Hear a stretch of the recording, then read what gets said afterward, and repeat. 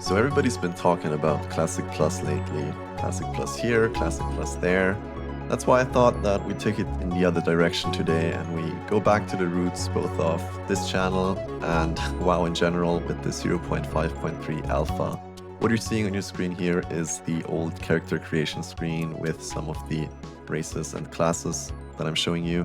But today I just want to showcase Durotar and Elwynn. I'm going to do a quick playthrough of Durotar first on a warrior, and then to mix it up a little bit, I'll show a caster class with a mage on Elwynn Forest.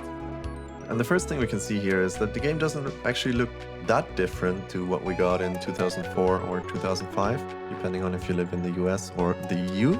But that guy right here, Eitrick, he's actually featured in the Horde Onyxia questline. He's standing in, or well, an NPC with his name is standing in Thrall's throne room.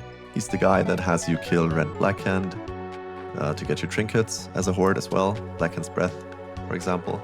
And yeah, this is the game. You can see there's some minor differences in terms of how female orcs look. And other than that, there's nothing much that stands out except for the fact that we don't have a heroic strike down here. We actually have something that's called just strike, which I guess they deemed kind of lame. So they added heroic and gave it a different icon than the default attack icon. And yeah, Bornek is asking us to kill some boar, which we will do. The game's a little bit clunky. The client is kind of weird to play on. It's definitely not something you do for pleasure, or if you want to kind of satisfy your interest on how things used to look in the very first version that the wider public, I guess you could say, got to play back in the day. The 0.5.3 alpha was of course closed, friends and family alpha, but if you were lucky enough to know someone that was working at Blizzard, then maybe you got to play that back in 2003. A quick look at the spellbook reveals that there are no racial abilities yet. There is block and dodge, however, and there's only one section for the whole spellbook. It's got everything mashed together. There's no individual fury, protection, or arms skills yet.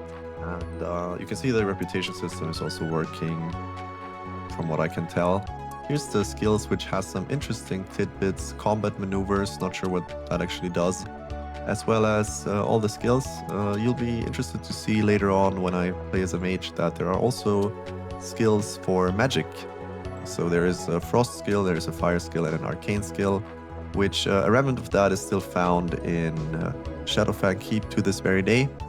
There are a bunch of ghosts that have a debuff which is called Forsaken Skills, and there is a chance of it actually affecting your fire, frost, nature, you name it skill, even though that doesn't exist in the game in that form. Talents, as we know, actually made their way into WoW a whole lot later, but there is something called talents in the game, which is actually just a passive stat increase to a whole bunch of different things. You can increase all of the known attributes, although those attributes work a bit differently. For example, strength gives crit and attack power for all classes. Agility increases your chance to dodge, as well as proc, though off the top of my head I wouldn't know which things actually proc that aren't on items. And you can also increase the damage you deal with each school of magic or weapons by flat 1 for 10 talent points. Apparently you get 10 talent points each level as well. So I'm gonna hold most of mine. I did spec strength once on this one just to see what happens. I didn't see my attack power go up. Anyway, the troll that's lying there half dead and wants you to kill the named scorpion is already in the game. What isn't in the game is the Cactus Apple quest. I can spoil that much. Here we go, we're killing Sarkath. Still haven't really got much going for us as a warrior, though it feels like damage is pretty good, honestly. I don't remember warriors chewing through low-level mobs quite that fast. Yeah, we get the claw off the guy, and with that it's off to turn it in, and we get to go back to the den, talk to the boss man over there. And this is, by the way, a dance animation, so they weren't continuous yet, but they did exist. What you see on the left here, which looks like a dungeon meeting stone, is actually a spirit binder. This would have bound your spirit to this place, so if I were to die anywhere in the world, this is where I would respawn. There are no hearthstones in the game yet, from what I can tell. I vaguely remember playing this 2 years ago that I checked on an innkeeper, and I don't think that was in there. And yeah, turning in the quest, you can see here that actually quest rewards are fully functional and working. The weird numbers above the actual item names are, by the way, just so you can spawn them with console commands. I think that's a feature of the client I downloaded. I'm not quite sure. I'm playing this on a little bit of a modified client, which was sent to me by someone on Discord, luckily, because I have no idea how to do that, which lets me also access this on widescreen. And lo and behold, these are the pants we all know and love. One of the first items every Horde warrior would equip, or at least any Horde warrior starting in Durotar. That, again, we're off to the races to go to the cave and see what that looks like. As we can see, the familiars look the same as they do on live. Although I will say that I feel like some of those textures have a little bit more of an oomph to them. I can't say exactly why, but it feels like they might have actually scaled down some of those texture details for the actual classic release. Everything feels, like, I'm not saying that this looks good, right? But everything feels a bit more washed in actual retail. This is actually the room that has a pool, or a pool of water on that cave model, which the water is not filled in yet, which I found quite interesting. The fell beasts look as they always have, pretty much. And this is me braving the non-existent water and checking out if you can actually go anywhere, because it seems like there's like an opening down there at the end of this cave, but actually at the end of this pool, but I mean there is, but it just doesn't lead anywhere. So who knows, maybe they didn't actually plan this to be a pool of water, maybe they wanted you to be able to go deeper in this model. I don't know, no clue, but honestly out of bounds areas like this kind of give me the creeps in video games. It's not an out of bound area, but you know, just uncanny things like that are kind of, I don't know why, it just always gets me. Anyway, I totally forget that this guy is actually up on the pedestal, so I expertly jump up there in order to not have to slaughter the whole cave with auto attacks. And I pull him, and we can see this guy actually has some spells, and it's the first time that we see anything cast spells in this video. He has a corruption spell which he casts on us. It's not an instant one, mind you, you have to spec into that in the affliction tree for it to be an instant cast. And he hits us with the immolate. There is a story about the immolate having a different name in beta. It's a word that I can't say on YouTube, so if you're interested in little tidbits of spell name changes, then, you know, go ahead and Google, feel free. I'm pretty sure I saw that somewhere.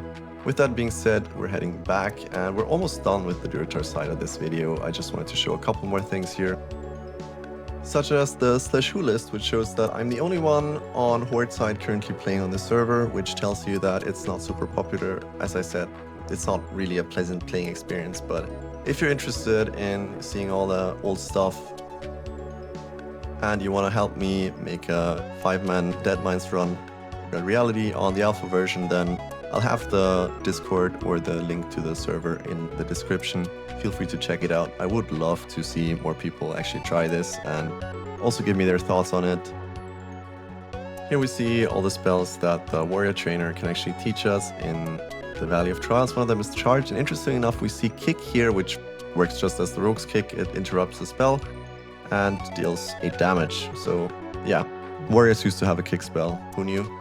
But I'm just going to show you real quick how the charge works in this version, which, well, it just teleports you. So there was no charge animation yet. And a quick look also, just look at this wall. Is it just me, or does this wall look way better than on live? Like, I don't know, I feel like those textures have some different kind of quality to them. Also, you know, it's kind of laggy for me. I hope it doesn't translate in the video. I don't think it does quite as much, but actually playing this on my PC is super choppy and super laggy, so I'm kind of happy that, you know, the quality turned out as well as it did for the video. And with that, we're pretty much already done and over to the Alliance. Here I'm just showing off some of the different customization options. As you can see, humans pretty much almost look like they do in the live version of Classic, except their stance is a little bit different, a little bit more tilted to one side, both for the male and female version. They can obviously be the same classes as they can in the live version as well, being Warrior, Paladin, Rogue, Priest, Mage, and Warlock. And for this video, I'm gonna go for a Mage, just to kind of showcase the spellcaster side of things, since we already had a Warrior. Now, I don't know what it is, but Elwynn felt even laggier than Durotar did. It might be something on my end. You can see I'm trying to mess with the settings here once again, but I feel like it didn't really help much. I have to look into that. I do remember it being kind of choppy when I did my hardcore 1 to 25 playthrough 2 years ago, which by the way ended a bar shy of 25. Unfortunately, I got insta-gipped by some super overtuned summon. But yeah, that video exists, or that series of videos exists on the channel if you're interested to see. I wouldn't recommend you watch those because the quality is pretty poor. I was having mic trouble, I was having recording trouble in general back then. I'm trying to fix it still. I think it's gotten a lot better than it used to be. But anyway, that happened, and back then I did see some lag, but it wasn't really bad. I was also playing on black bars, so you know, at least we have an actual full screen. And as you can see, as soon as I enter an interior, it's actually way less choppy. It feels like it's a lot smoother, and I don't know why that is the case, but it is what it is. Mages start off with Fireball and Frost Armor. Interestingly enough, even though instant spells do exist, they cannot be cast while moving, so you have to stand still whenever you want to apply Frost Armor, whenever you want to apply Arcane Intelligence, or whenever you want to cast a Fire Blast, which we will also, or we would see if I would level that far, but I'm actually not going to at this point in time. I might do another full 1 to 25 leveling experience on the alpha. I kinda do want to have at least one character on each faction on 25.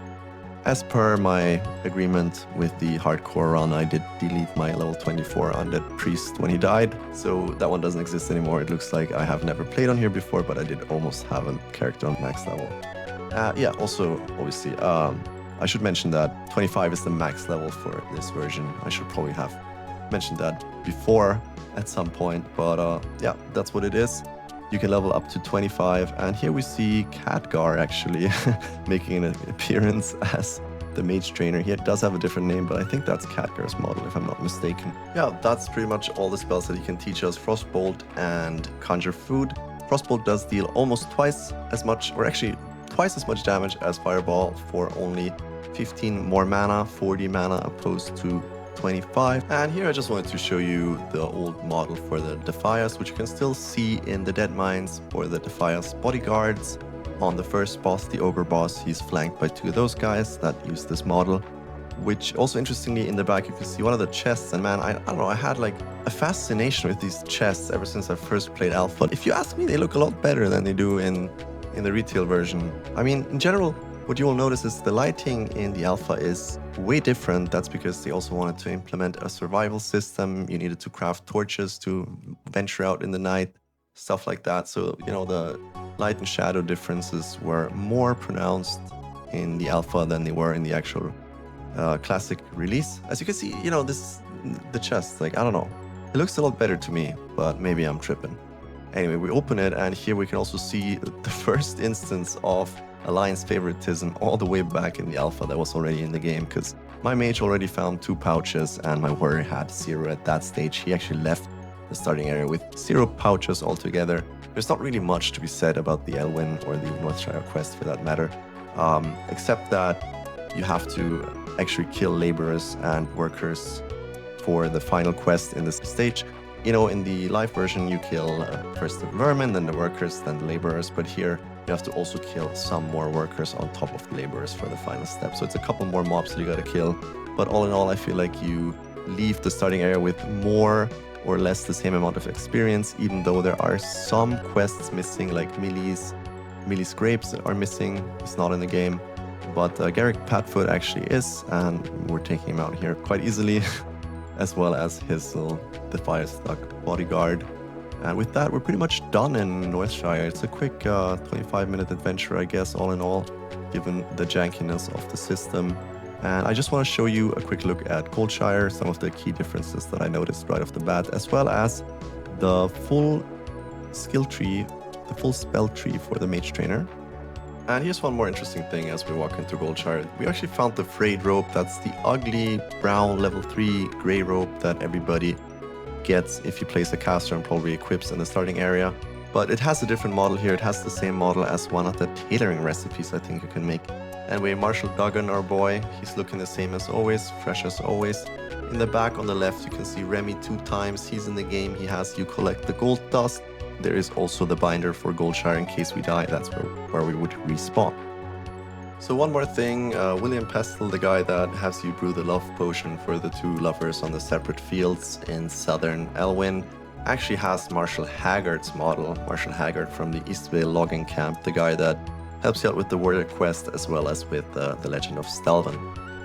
Now here's a quick look at the Mage spells that were able to be learned. Blink is in the game. You can see lesser invisibility as well as invisibilities in the game. But bear in mind, the max level for this alpha version is level 25, so even though there is an invisibility and a slow spell at 38 and 40 respectively, we can't actually learn any of those skills in this version of the game, unless, of course, we were on the on the GM server where we could increase our level and probably actually acquire those skills and test them out, which maybe I'll do that. You can see here there's a water elemental as well, which would be interesting to see. Yeah, obviously the mage spells are very much inspired by Warcraft 3, slow being a sorcerer's spell and water elemental being probably the signature spell for the main human hero, the Archmage. So yeah, that's all the spells that are in the game. Feel free to pause the video if you want to read through them more carefully. I hope you enjoyed this, and if you did, leave a like or maybe even subscribe. I would appreciate it. And I'll be back after my vacation in about a week from now with more content. See ya then, and I hope you found this somewhat interesting at least. I do, that's for sure. So yeah, bye.